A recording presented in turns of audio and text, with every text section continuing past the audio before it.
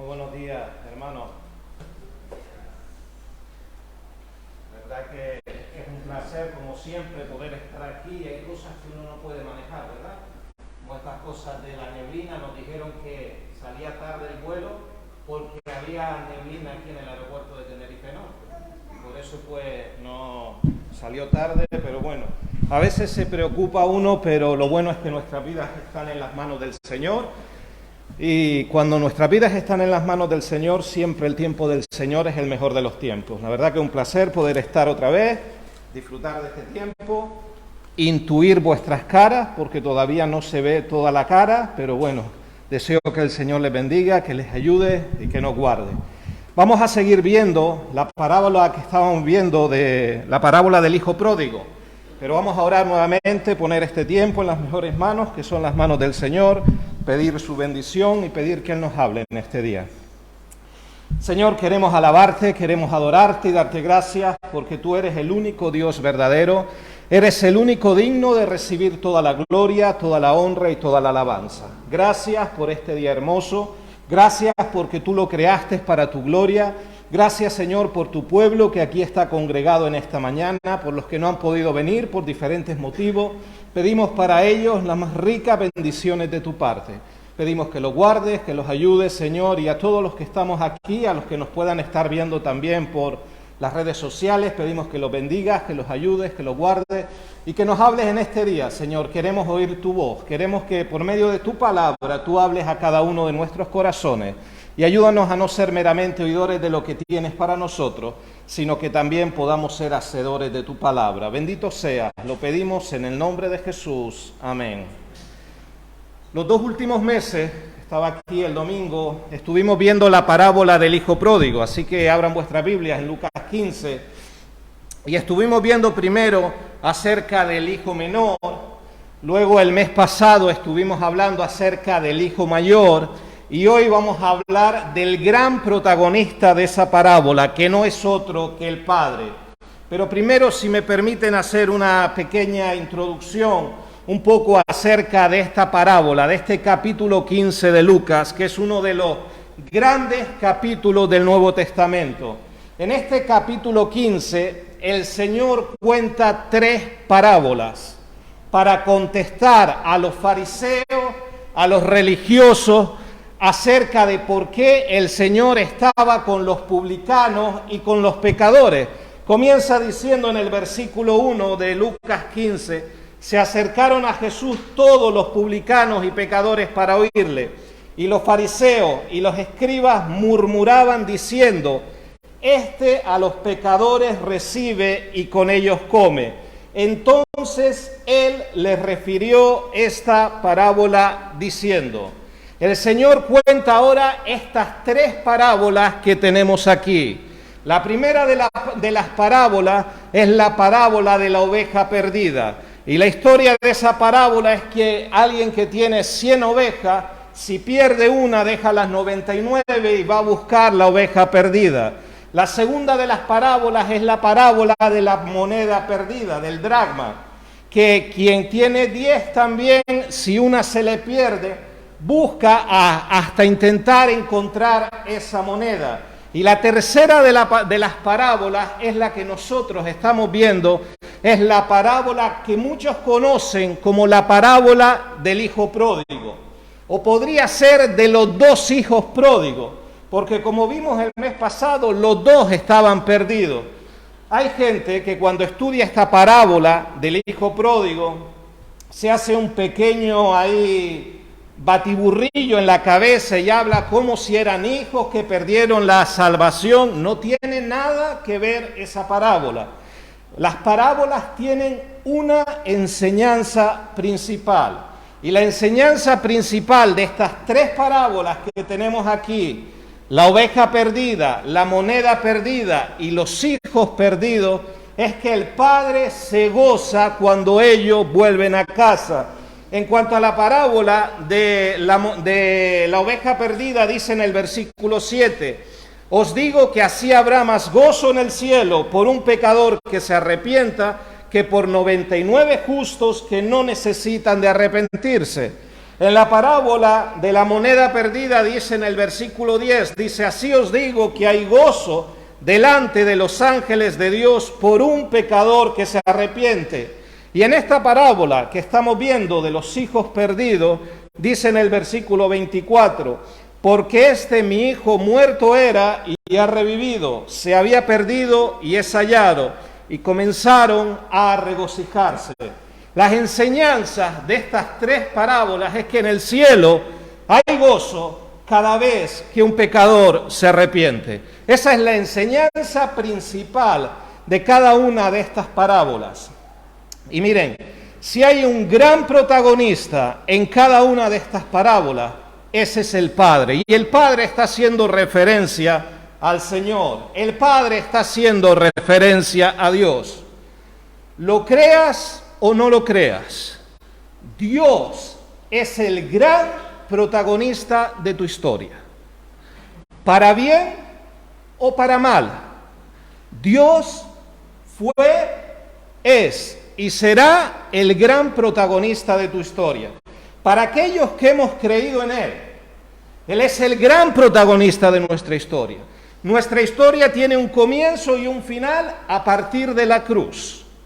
Él es el gran protagonista. Para aquellos que no tienen al Señor, el Señor es el gran protagonista de su historia, porque recibirán la ira de Dios. Así que todo no gira en torno a ti, o todo no gira en torno a mí. Todo gira en torno a Dios. Todo gira en torno al Padre. Y miren, en esta tercera entrega de la historia del Hijo Pródigo, muy bien esta parábola, en vez de llamarse, como muchos la han llamado, la del Hijo Pródigo, la parábola podría llamarse la parábola del Padre Misericordioso. Porque si hay un gran protagonista en esta historia, como en tu historia, como en mi historia, ese es el Padre. Aquellos que hemos creído en el Señor, ¿por qué el Padre es el protagonista, el Señor es el protagonista de nuestra historia? Porque ¿qué sería de nosotros? ¿Qué sería de ti? ¿Qué sería de tu vida? ¿Qué sería de tu familia si no hubieras venido al Señor? Si el Señor no hubiera venido a tu encuentro, si Él no te hubiera salvado. Miren, el Padre, mis queridos hermanos, vemos en Él una compasión infinita, vemos un amor incondicional. Vemos en el Padre un perdón eterno, y todo esto son realidades divinas. Es el amor del Padre. Fíjense que el Padre da la libertad incluso a sus hijos. Cuando volvemos a hablar de hijos, aquí es una parábola. No es que hayan creído en el Padre. Volvemos a repetirlo para que lo entendamos. Es una parábola. El Padre vuelve a hablar de sus hijos y le da libertad para rechazar o no el perdón del Padre. Es más, dice en el versículo 13, no muchos días después, cuando está hablando del menor, juntándolo todo, el hijo menor se fue lejos a una provincia apartada y allí desperdició sus bienes viviendo perdidamente. El Padre le dio al hijo, incluso al hijo menor, incluso lo que no se merecía. El Padre pudo no haberle dado la parte de la herencia, pero el amor del Padre es así. El Padre no coarta la libertad. El Padre ama a los hijos, pero ellos tienen que tomar la decisión de querer servir, de querer obedecer o no obedecer al Padre. Seguramente tú, al igual que yo, conoceremos personas. ¿Cuántos habrán decidido servir al Señor a lo largo de su vida? Pero a lo mejor tú tienes conocidos, familiares, amigos, que a lo mejor hace años, cuando tú eras más joven, incluso vinieron a la iglesia, incluso cantaron, incluso a lo mejor estaban en el coro, a lo mejor predicaban algunos, hacían tantísimas cosas, pero con el tiempo decidieron apartarse del amor del Padre.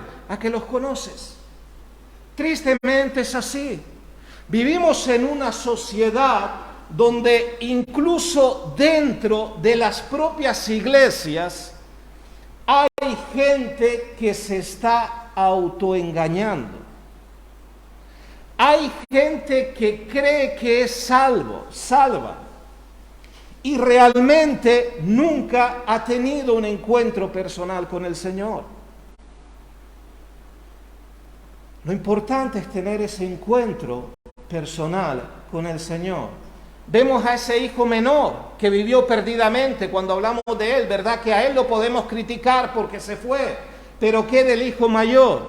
Miren, cuando el Señor está hablando de este hijo mayor, está haciendo referencia en este capítulo 15 a esos fariseos, a esos escribas, a esos religiosos que se creían mejor que los otros. ¿Y cuántas veces, incluso en las propias iglesias, podemos vivir nuestra relación con el Señor como si fuera una religión? Antiguamente, en la Iglesia Católica Romana, la gente básicamente iba a misa. Muchas veces, en nuestro tiempo, en nuestras iglesias, podemos ir los domingos, le llamamos al culto o a la reunión. Pero si no hay una relación personal con el Padre, con Dios, realmente no sirve de nada. Es más, los que sean aquí padres y madres, por favor, no den nunca por hecho que sus hijos, porque vengan desde pequeñitos a la iglesia, son salvos. A veces ese es un tremendo error. Damos por hecho, porque ellos han venido a la iglesia desde pequeño, que ya ellos son salvos. Y no son salvos. Tenemos que seguir orando por ellos. Tenemos que llevarlos a los pies del Señor. Tenemos que orar por ellos para que puedan tener una relación personal con Cristo. En las iglesias que he pastoreado, cuando viene gente de fuera, a mí me gusta preguntarle normalmente a las personas: cuéntame cómo conociste al Señor. Y lamentablemente muchas veces hay una respuesta común. Y la respuesta es: yo siempre fui a la iglesia. Yo le pregunto, perdona, esa no es la pregunta que yo te hice. La pregunta es: cuéntame cómo tú conociste al Señor. Algunos dicen: yo es que estaba entre los jóvenes, llevaba a los jóvenes, o estaba en el grupo de alabanza, o incluso tenía la meditación alguna vez, hacía esto, hacía lo otro. Pero esa no es la idea. La idea es: ¿tú has tenido un encuentro personal con el Padre? ¿Has tenido un encuentro personal con el Señor? ¿Él es el Salvador de tu vida? Y muchas veces han tenido que reconocer que nunca le han pedido al Señor que sea su Salvador.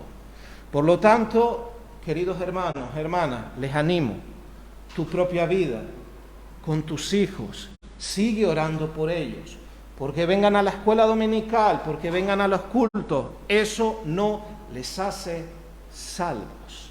Tiene que haber una relación personal con el Padre. Miren, el Padre sufre cuando sus hijos le honran con sus labios, pero su corazón está lejos de él. Dice Isaías, si me acompañan, Isaías capítulo 29. Isaías capítulo 29, dice el versículo 13. Dice Isaías 29, 13. Dice pues el Señor: porque este pueblo se acerca a mí con su boca y con sus labios me honra, pero su corazón está lejos de mí, y su temor de mí no es más que un mandamiento de hombres que les ha sido enseñado. Esto debería ser como un martillo en nuestra mente para cada uno de nosotros. ¿Cuántas veces podemos honrarlo simplemente con nuestros labios? Pero ¿cuántas veces el corazón puede estar lejos del Señor? ¿Cuántas veces puede ser simplemente una emoción? Hermano, venir a la iglesia, cantar, estar juntos, normalmente es agradable. Normalmente en las iglesias, entre comillas, hay buena gente. Pero puede ser buena gente, entre comillas, que estén literalmente perdidos. Perdidos porque no han tenido ese encuentro con el Señor. Y es momento de que cada uno de nosotros nos miremos a nosotros mismos. A lo mejor le honramos con nuestros labios, pero el corazón está lejos. A lo mejor cantamos, cerramos nuestros ojos y decimos, Señor, te serviré. Pero ¿sabes cuánto dura eso? Lo que dura la canción. Porque luego viene el día a día. Luego viene el vivir cada momento. Miren, el dolor del padre es profundo. Su corazón, ¿por qué? Porque su corazón es profundamente puro, amante con sus hijos. ¿Sabes qué? El padre quiere bendecir a sus hijos en esta parábola. ¿Y saben qué? En latín, bendecir quiere decir cosas buenas. Y más que decir cosas buenas, el padre quiere con sus hechos hacer cosas buenas por sus hijos. ¿Y sabes qué es lo que hace el padre por cada uno de sus hijos? Aquí donde estamos, en Lucas 15. Miren lo que hace el padre. En el versículo 20, cuando el hijo menor volvió en sí a partir del 17, dice el versículo 20, y levantándose vino a su padre, y cuando aún estaba lejos, ¿lo vio quién? ¿Quién vio a quién primero? El padre. El padre, aun cuando su hijo venía totalmente diferente a como se había ido, ahora después de haber estado cuidando cerdos, de vivir prácticamente peor que los animales, que los cerdos, el padre lo reconoció. El padre supo que era el hijo. Y dice que lo vio el padre, fue movido a misericordia y corrió y se echó sobre su cuello y lo besó. El padre fue corriendo en busca de su hijo. El padre no le recriminó nada. El padre simplemente fue y lo abrazó. Eso hizo con el hijo menor. Pero ¿saben qué hace también con el hijo mayor en la historia? Versículo 28, cuando el hijo mayor se enojó por la vuelta de su hermano, dice, entonces se enojó y no quería entrar. ¿Qué dice ahora? Salió por tanto su padre y le rogaba que entrase. Fíjense, el hijo mayor se había quedado en casa del padre. Pero ahora cuando volvió su hermano, decidió quedarse fuera. Ese hijo mayor en esta parábola está haciendo referencia a esos fariseos, a esos religiosos, a esos que se pueden creer mejor que su hermano. Se queda fuera. ¿Y qué hace el padre? Sale también a buscarlo y le ruega que vuelva a casa. Puede parecer una contradicción, pero no lo es. Estaba de cuerpo presente en la casa, pero su corazón se había alejado completamente del corazón del Padre. ¿Cuántas veces podemos vivir por años, incluso en la iglesia, y estar completamente alejado del corazón del Padre? Viviendo perdidamente.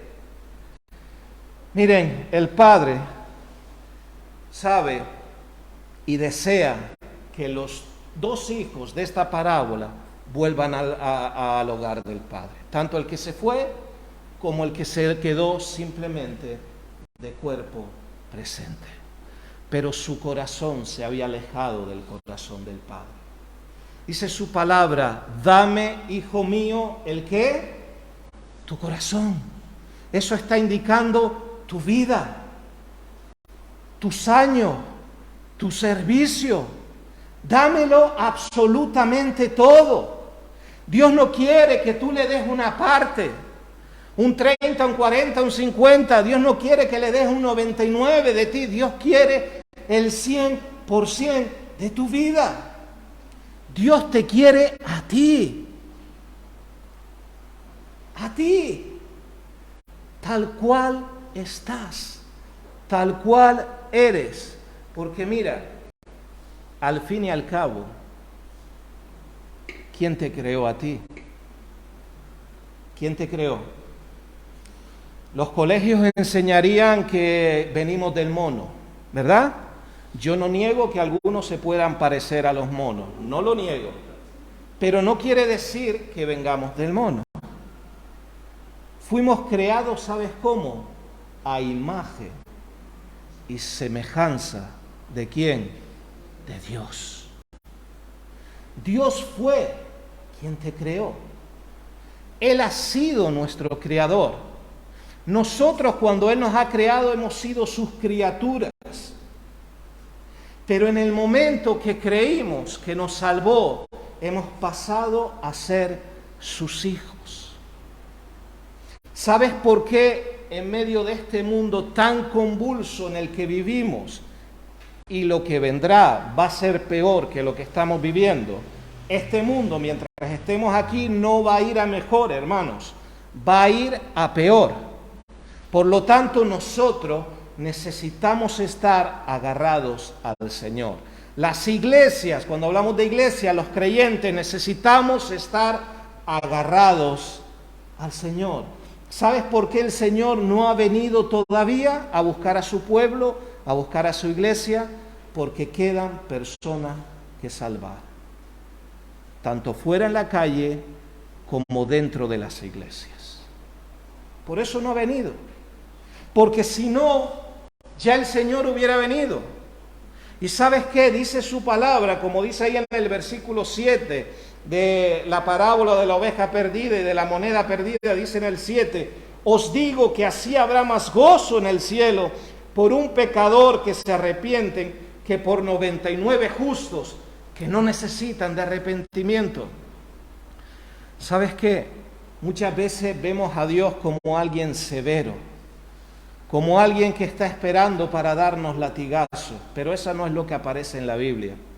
¿Sabes qué? Dios, una persona que le encanta la fiesta. Dice que en el cielo hay fiesta, ¿cuándo? Cada vez que un pecador se arrepiente. Yo creo que diariamente en este mundo se convierten personas. Por lo tanto, yo me imagino el cielo como una continua y genuina fiesta. ¿Fiesta por qué? Porque hay personas que se arrepienten. Porque hay personas que vienen al Señor. Porque hay personas que reconocen sus miserias y que están decididos a entregar su vida y entregar sus almas al servicio del Señor. Pero miren, vivimos en un mundo donde las comparaciones están a la orden del día, ¿verdad? ¿Qué pasó con el hijo mayor cuando vino el menor? Se comparó con su hermano menor. Y le dice a su padre, Padre, en el 29, he aquí, tantos años te sirvo, no habiéndote desobedecido jamás. La idea es, yo que soy bueno. Ese es el problema, se creía bueno, pero estaba tan perdido como su hermano. En un mundo donde hay tantas comparaciones, mejores, unos se creen mejores que otros, hasta en las iglesias, unos que sirven más que otros, enfócate en a quién tú sirves. Eso es lo que te tienes que enfocar y no lo que otros hagan o dejen de hacer. Cuando tú has entendido lo que el Señor te llama a hacer a ti, tú enfócate en eso y haz eso. Y verás cómo Dios va a obrar. Dios jamás te va a pedir cuentas por lo que Él no te ha dicho que hagas. Dios te va a pedir cuenta por lo que tú tienes que hacer. Muchas veces nosotros nos excusamos. Es que en mi iglesia no se hace esto. Si tú lo ves, hazlo tú. Si tú lo ves, sirve tú. Obedece tú delante del Señor y Dios va a obrar. Nunca te intentes comparar con nadie, porque cuando Dios te hizo, ¿sabes qué pasó cuando Dios te hizo? Rompió el molde. Rompió el molde. No hay nadie como tú. ¿Lo has pensado? Nadie. Piensa por un momento en ti. ¿Quién tiene el ADN que tú tienes? Nadie. Eres único. Eres única. ¿Sabes quién pensó en ti y te puso ese ADN? Dios. Te hizo completamente diferente a cualquier otra persona. Y te hizo para que tú, tal cual eres, le dieras a Él la gloria. Le dieras a Él la honra. Pusieras tu mirada únicamente en Él.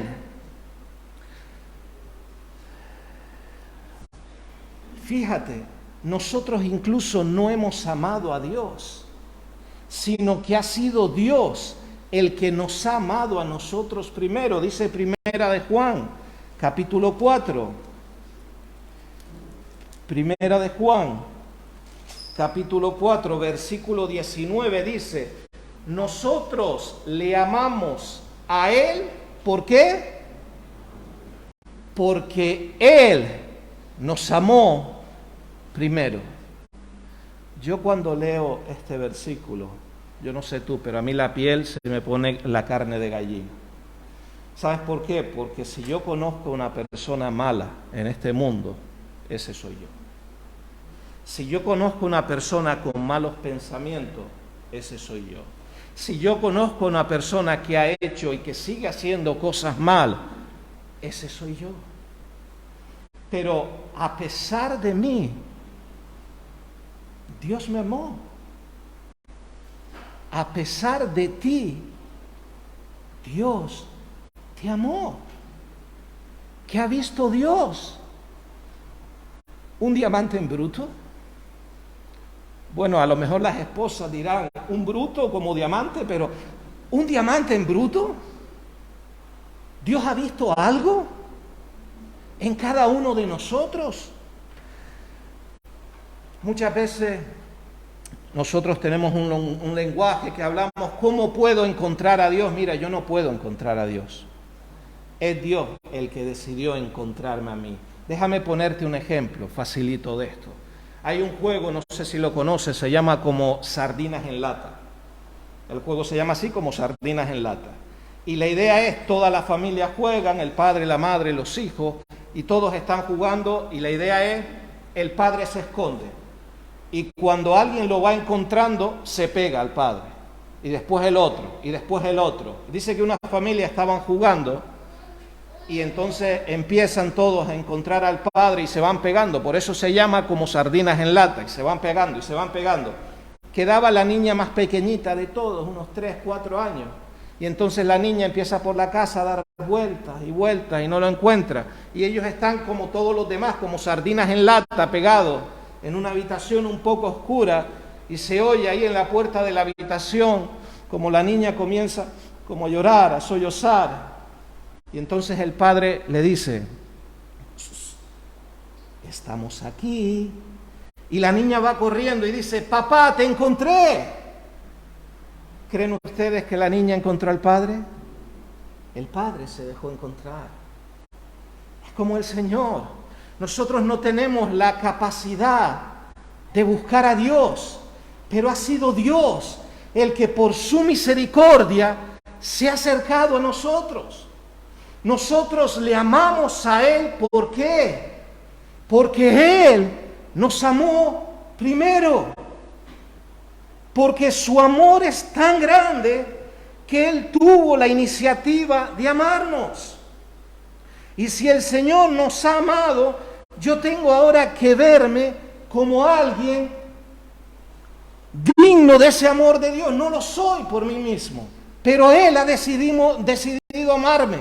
Hay mucha gente, incluso hijos e hijas de Dios, que se desprecian. Pero perdona, tú has sido creado, ¿sabes qué? A imagen y semejanza de Dios. Y si has sido creado a imagen y semejanza de Dios, ¡wow! Madre mía, dale gracias a Dios, porque Dios te ha amado. Somos, como decía del pueblo de Israel el Señor, como la niña de sus ojos. Somos su especial tesoro. Dice el libro de Isaías que Dios nos tiene esculpidos, literalmente tatuados en las palmas de sus manos. Fíjate lo especial que somos, los que somos padres y madres aquí. ¿Qué sería capaz un padre o una madre de hacer por sus hijos? Una vez alguien dice, un padre o una madre sería capaz hasta de quitarse la piel y dársela a cachitos por sus hijos. Fíjate lo que el Señor hace por nosotros. Yo sé que en el mundo en el que vivimos y hasta dentro de las iglesias hay muchas personas que viven con historias terribles que contar.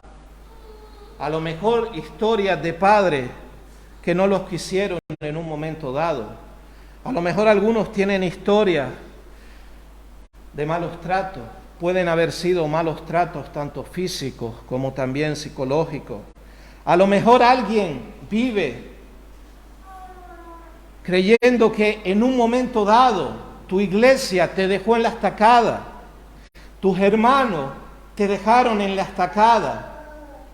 Cuando tú más los necesitabas, te quedaste prácticamente solo. ¿Y sabes qué? Seguramente habrá podido suceder, no digo que no, pero ¿sabes quién nunca se ha olvidado de ti? ¿Sabes quién nunca te ha dejado? ¿Quién es? ¿Quién es? Dímelo tú. ¿Quién? Dios. Lo sabemos. Lo sabemos. Eclesiastés, capítulo 3, cuando habla de las vanidades de la vida, dice en el 15, aquello que fue ya es, lo que ha de ser fue ya, y Dios restaura lo que pasó. Dios tiene la capacidad de restaurar cualquier situación. El Padre, Dios, la Trinidad, tiene esa capacidad de sea cual sea tu situación, lo que hayas vivido, lo que puedas estar viviendo. Recuerda, nadie te va a querer como Dios, nadie te va a amar como Dios, ni tu esposo, ni tu esposa, ni tus hijos, ni tus padres, absolutamente nadie te amará como Él, porque fuiste creada a su imagen y a su semejanza.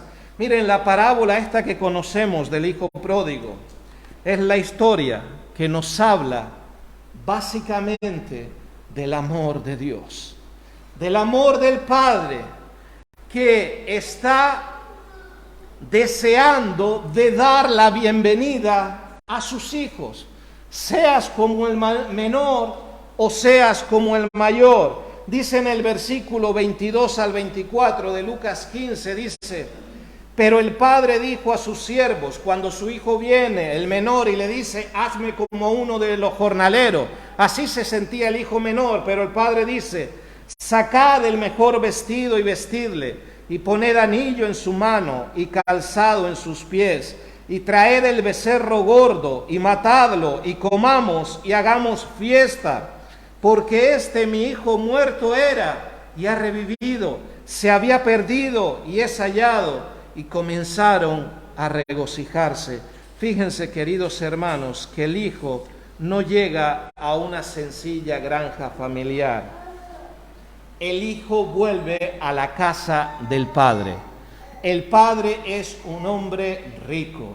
El padre es un hombre con grandes propiedades.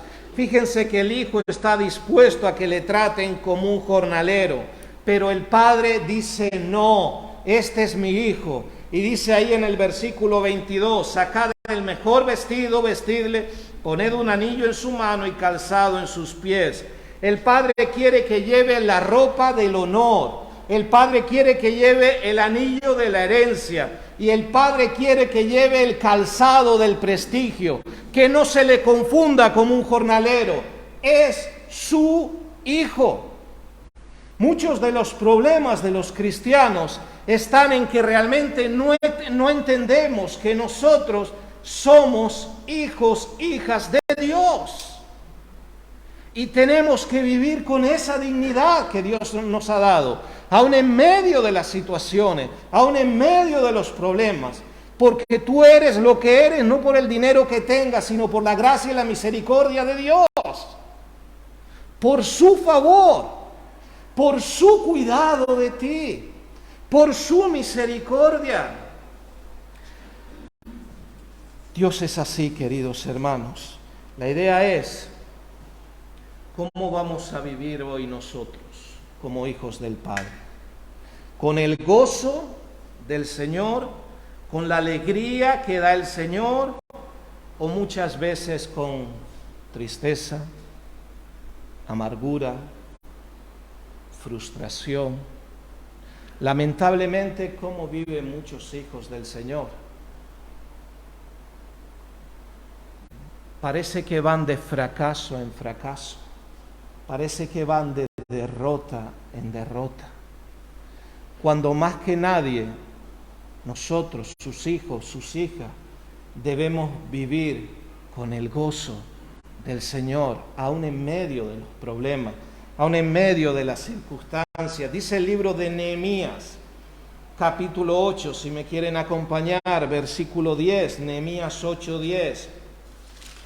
Ese libro de Nehemías está hablando de reconstruir el templo, la ciudad de Jerusalén. Cuando ellos están reconstruyendo ese templo, en el versículo 8, hablan acerca de la lectura de la ley, que lo hacían en voz alta. Y dice ahí en el versículo 10 de Nehemías 8, luego les dijo, id, comed grosuras y bebed vino dulce, y enviad porciones a los que no tienen nada preparado, porque día santo es a nuestro Señor. Dice ahora, no os entristezcáis, porque el gozo del Señor, que es nuestra fortaleza, no son las circunstancias, es el gozo del Señor lo que nos fortalece. ¿Está el gozo del Señor fortaleciendo tu vida? ¿Estás viviendo con ese gozo del Señor?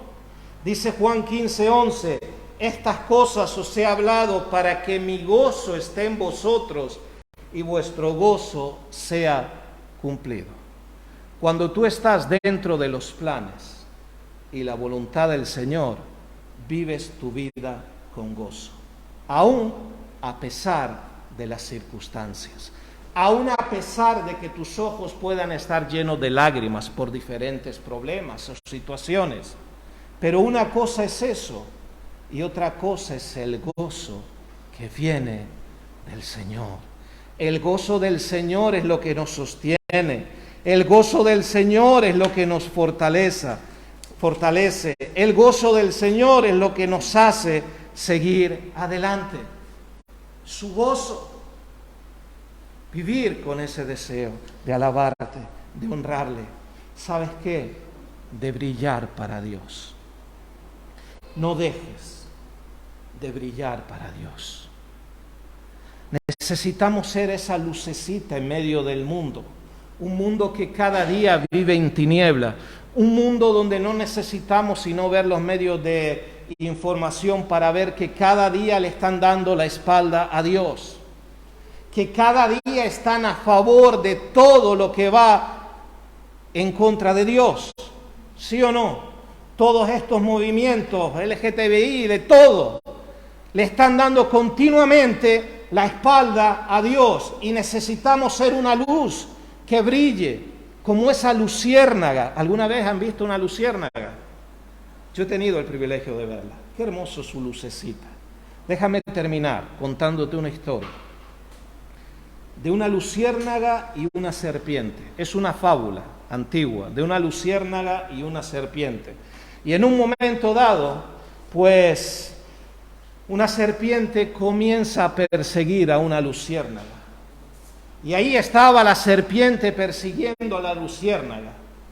Durante un día, la luciérnaga, con las pocas fuerzas que le quedaban, seguía luchando porque la serpiente no la comiera, y la serpiente seguía persistiendo. Un día, 2 días, 3 días. Al tercer día, agotada ya la luciérnaga, sin poder más, la serpiente dice que iba ya a devorarla.